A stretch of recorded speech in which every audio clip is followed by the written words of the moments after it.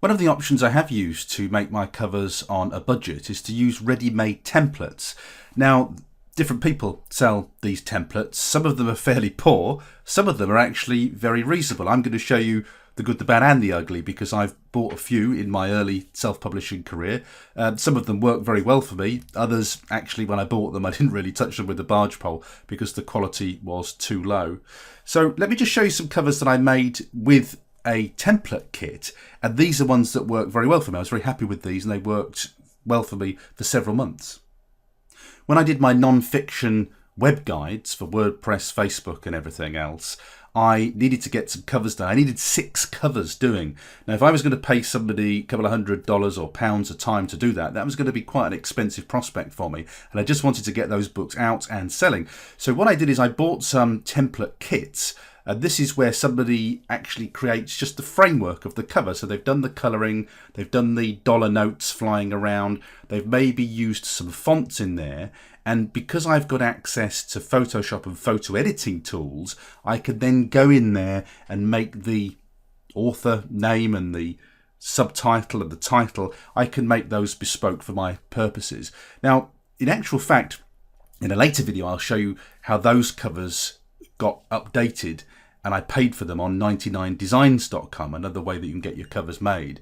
But in actual fact, I think those covers, I think the book sold better when they had these cheaper covers on, which is very, very interesting. And strangely enough, the dollars often hint or suggest that you can make a lot of money using those techniques. And I have to say, I think that more commercial cover actually did better for me when I was selling those books with those covers, and they cost me very, very little money indeed.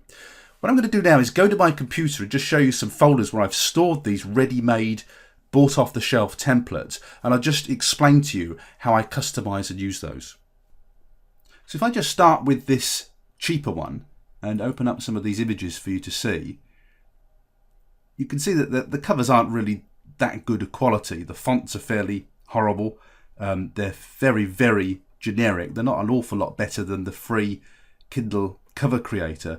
But again, you know, let's not be snobby about this. If you're on a budget and you just need to get a book out there and selling, because when it sells, you'll make some money, and when you make some money, you can pay for a new cover. So I really am a believer in just getting stuff out there in the best way that you can. And if that's your budget, then you need to look at this system for getting covers on books.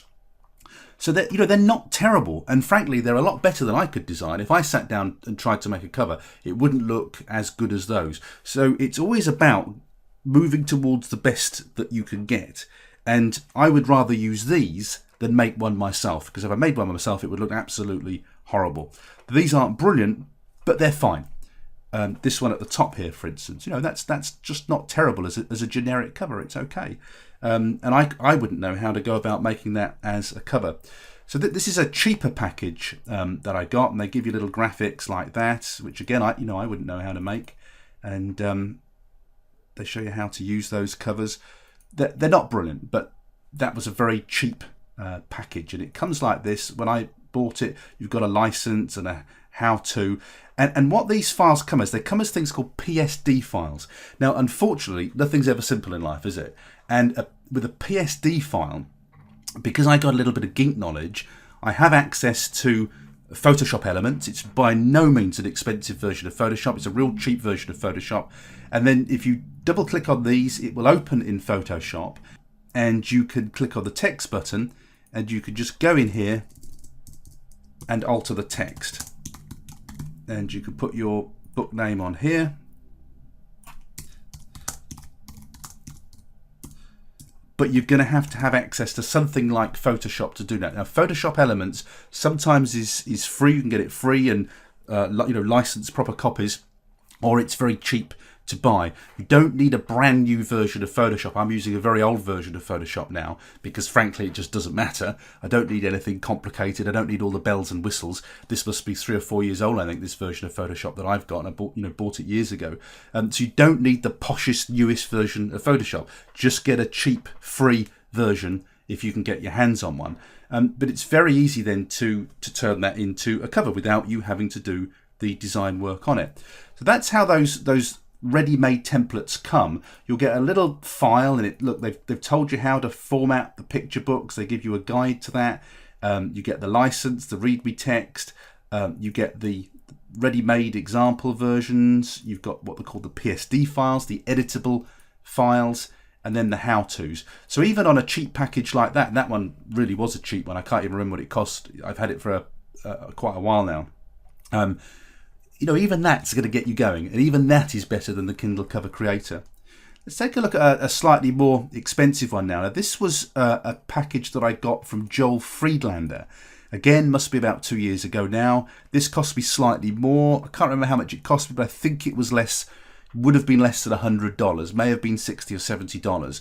Now, this is a much better quality comprehensive kit, and Joel Friedlander is well known among the indie community. He does all sorts around covers, and I'd probably suggest to you, if you want to go along the templates line, take a look at what Joel's offering, because he's a good marketer. He's selling good quality things. He ain't going to sell you stuff that looks horrible. And you'll see this, there's all sorts here. So I've got loads and loads of covers, and these were the ones that I used in actual fact, because they're lovely and they're good quality. So if I just go into here, you've got 5 kits in here, and as I open these up, you'll see that you've got all sorts of topics: anti-aging, I think that's a business idea, chess, copywriting. You could just go through these titles and go for the one that's most suitable for you.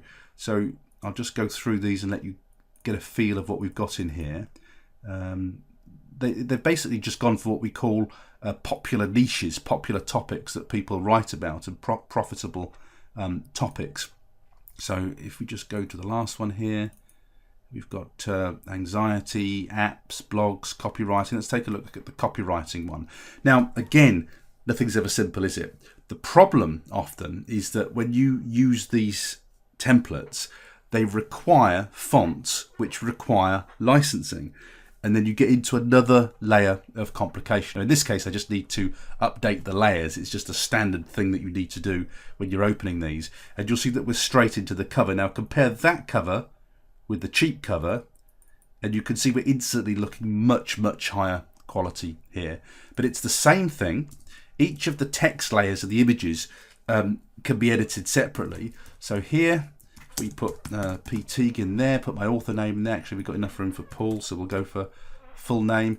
And then we can edit one level at a time. So if I call that email, when I fit marketing in, I might have to make the font a little bit smaller. Yep, the font's a little bit big there. So in Photoshop, I'm just going to have to drop the size of that to, I was dropping it to 36, but I think 36 is, oh no, 36 works, doesn't it? We'll call it Email Marketing Secrets Revealed.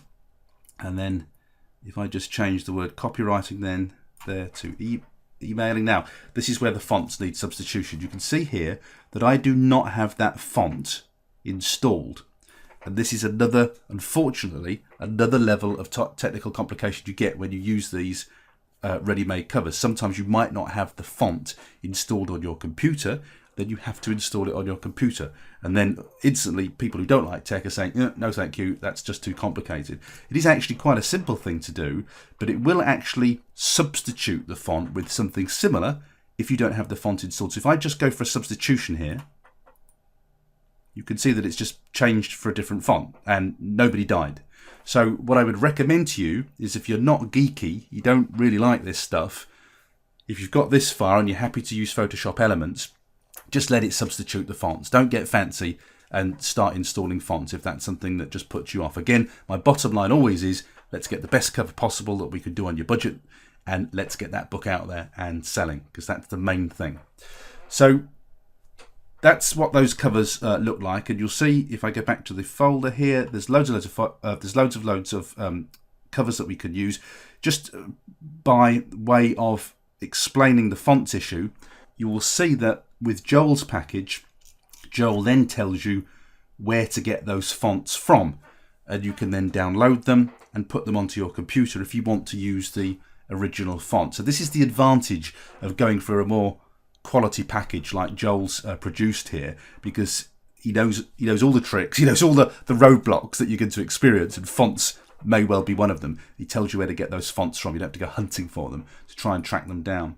So this was a pretty extensive kit if you take a look at it, and you'll see that I extracted from here the covers that I liked best, and then I started to adapt them. So if I go for, let's have a look at this. Which ones did I go for? Let's try sell more books. I just need to open a few of these up because it's quite a while since I've used them. Now you can see here that I've used, this is the template that has the dollars on, and that's the one that I've actually adapted for my own purposes.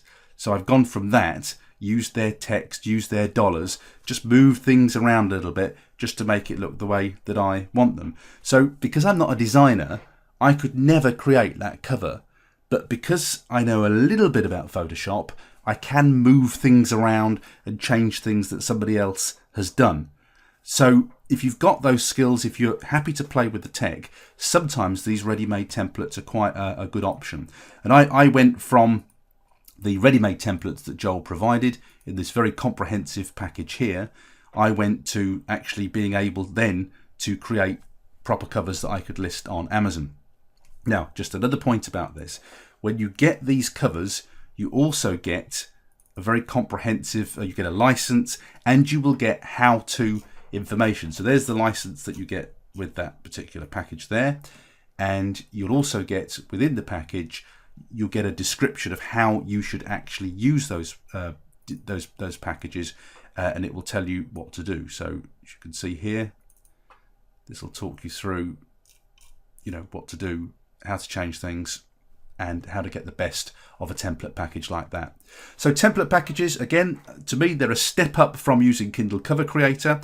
But like everything, they do have their complications, but if you do have some basic technical skills, you can make some pretty good looking covers that really then stand out from just basic DIY ones. And sometimes it's worth spending just a little bit of money to get one of those packages.